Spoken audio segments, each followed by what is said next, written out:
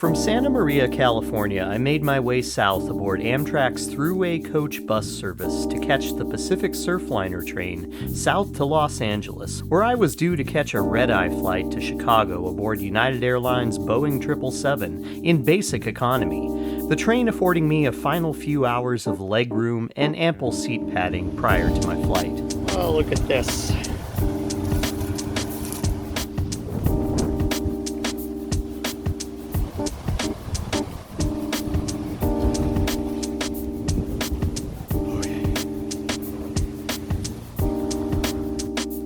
The bus dropped me off at Santa Barbara Station, a structure built in 1902 by the Southern Pacific Railroad in the Spanish Mission Revival style. Renovated in 2000, this station features a ticketing counter, a modest waiting room, and plenty of trackside platform area for throngs of residents and tourists alike to soak up the sun prior to boarding their trains.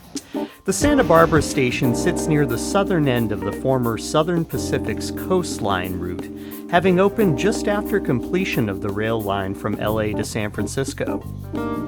Bearing a nice warm character, the waiting room retains a patinaed trash bin, a beautiful tile floor, and a lot of wood accents to convey a feeling of home beside the rails.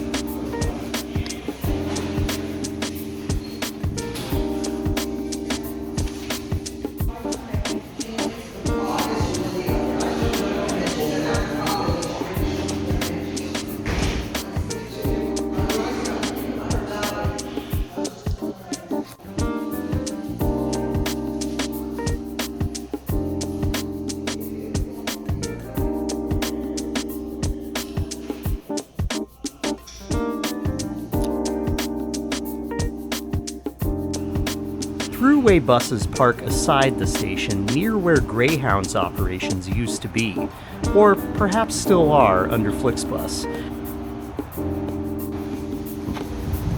Ooh. Does it?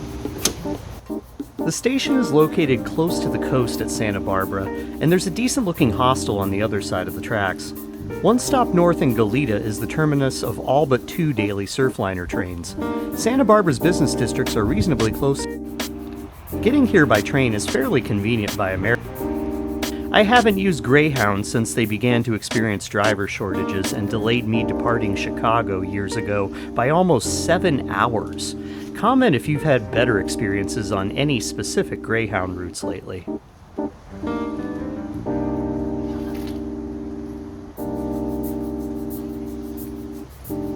What is left of Greyhound? Really, Flixbus just gutted it. Or maybe Greyhound gutted it. Now, Flixbus has the husk of it, right? This 1899 railcar sits on what used to be the site of a spur track used to store private railcars as late as the 1940s. It was used as a medical car, then what I believe was coach service with Southern Pacific. It was apparently being restored some time ago, but the process was halted by the owners once the insulating material in the walls of the car was found to be horsehair. It seems it's now city property, but it's nice to see it in such civilized condition at the station.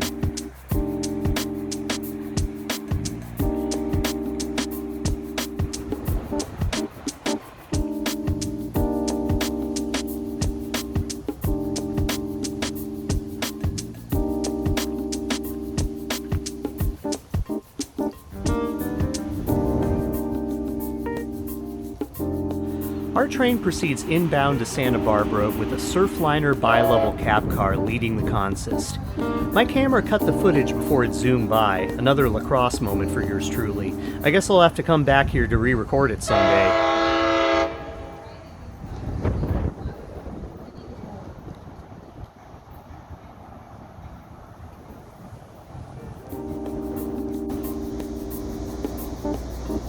I'm alone in a Superliner.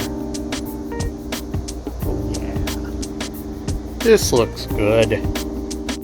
Being only the second stop for this train, the business class Superliner Flex car I chose is empty for my arrival, though shortly a pair of folks came up from the California Surfliner business class car, one behind mine. Good afternoon, ladies and gentlemen. Welcome on board Amtrak 790, a Pacific Surfliner, en route to San Diego. Our next stop will be Carpinteria, coming up in about 15 minutes. Carpinteria is next.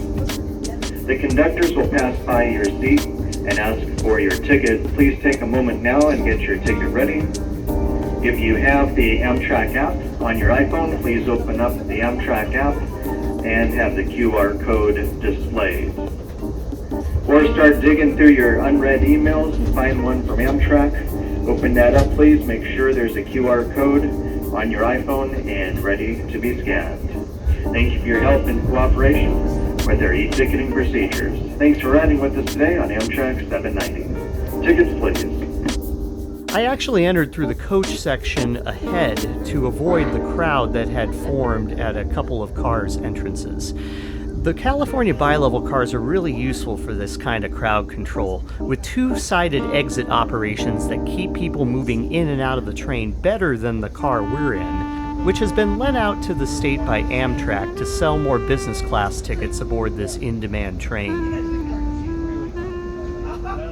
Ridership on the line has not yet reached the levels of the past decade, but it is on an upward trend and remains Amtrak's third most popular service if you count the Northeast Corridor brand with its much more numerous complement of trains between DC and New York as just one route.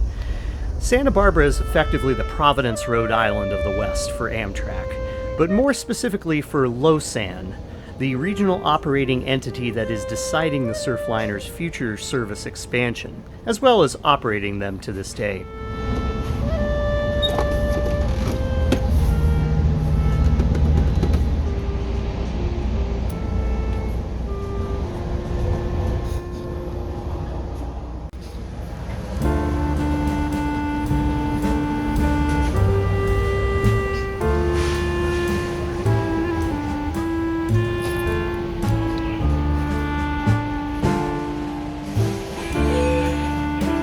Ladies and gentlemen, this is Conductor Nelson Smith.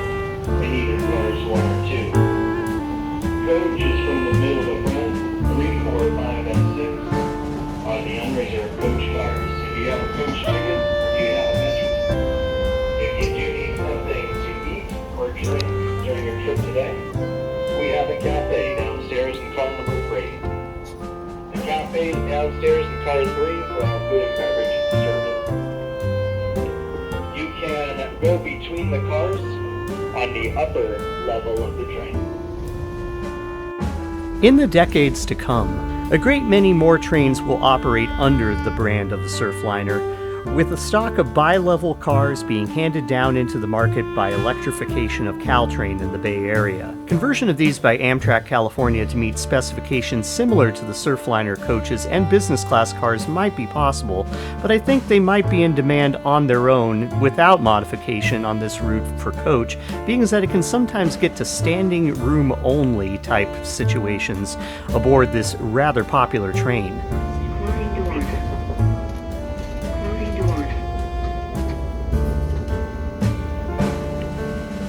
On this Monday, it wasn't altogether busy yet, but every stop brought some more people on board.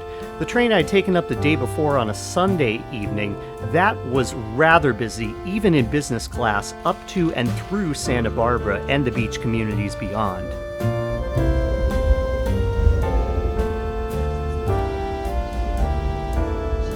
Simi Valley, now arriving Simi Valley.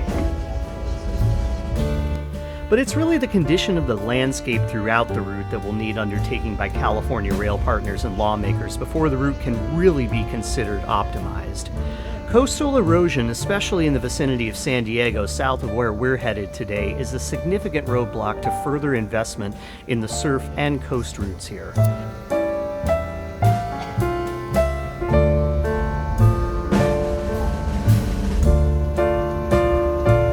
Pushing on into the LA metro area, movie and TV studio backlots in the expansive Burbank Bob Hope Airport are a casual sight, as wave-beaten beaches were previously up the line.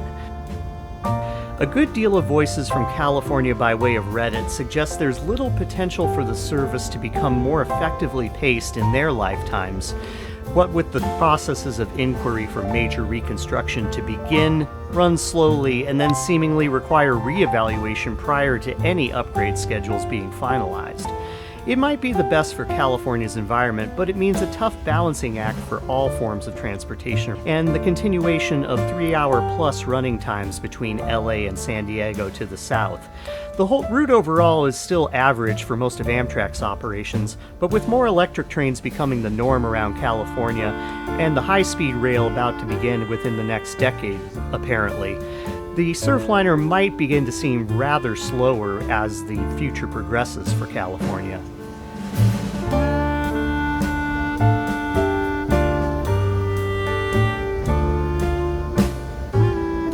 We're now arriving in Burbank. This stop is Burbank. The high-speed rail line is slated to run between LA and San Diego, presently further inland than the route of the Surfliner.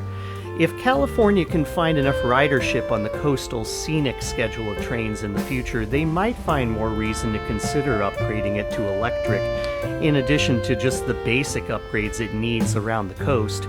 Though that really speaks to a greater relationship with freight railroads that share tracks here sporadically with passenger trains, but also have major rail corridors throughout LA that deserve efficiently designed infrastructure. But given the dense population of the region, I'd say it's in California's best interest to keep this route not just alive, but within the spirit of what's made it third most popular among Amtrak's routes. It can harness the novelty and historic aspects of California passenger trains, while giving folks a service with increasing commute time advantages the further you go into LA. And a fairly comfortable product, especially in business class where the perks of the snack box and free drinks go a long way toward justifying the extra, roughly $25 I spent on this seat versus standard coach. The congeniality of the crew and their conversations with regular riders aboard the train gives the air that residents utilize this route as a regional train, but would like to see a faster route, especially south of LA to San Diego. The value versus airline commuting down the coast is there with Amtrak right now, but eventually the high-speed rail project may undercut ridership somewhat. All the same, California seems to have an attitude that supports more trains than not, so only time will tell what, if any, upgrades this line will get and what generation down the line may get to experience such improvements. Though, if I had to be stuck moving at a casual pace through any part of the Pacific coastline in America, these current accommodations are fine enough for someone from the Midwest who rarely gets to utilize conveniently timed public transportation options, let alone visit so many potential destinations without a personal vehicle. Now on the ejecting end of this whirlwind California trip, I'm back at LA Union Station, headed to the east end of the terminal, where the LAX Flyaway bus regularly picks up train passengers with plans to become airline passengers. So we've arrived at LA Union Station. Now we're going to catch the Flyaway bus to LAX. We'll haunt LAX for a future flight review video where I attempt to spread out while buckled into basic economy during turbulence on one of United Airlines' longest-serving Boeing 777 aircraft. Till then, thanks for coming along with me on the Pacific Surfliner for this review and shorter version of a video down the coast. I'll see you next time. Thanks for watching.